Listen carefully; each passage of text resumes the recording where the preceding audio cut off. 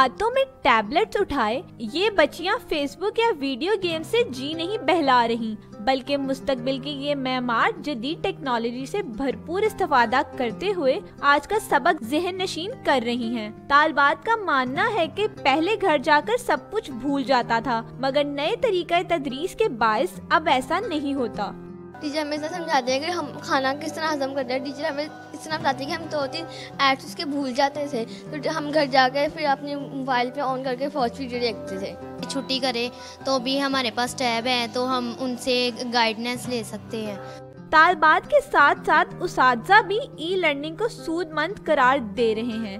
ان کے نزدیک ٹیکنالوجی کا مثبت استعمال کر کے بہترین آئیڈیاز سامنے لائے جا سکتے ہیں۔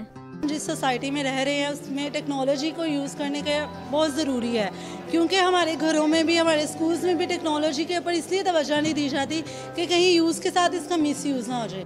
حکومت پنجاب کی جانب سے اب تک صوبے کی 8 درسگاہوں کے بچوں میں ٹیب تقسیم کیے جا چکے ہیں۔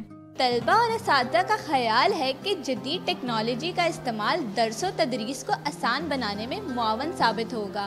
کیمرہ مین عارف رحمت کے ساتھ عائزہ رضا، ڈان نیوز، لاہور۔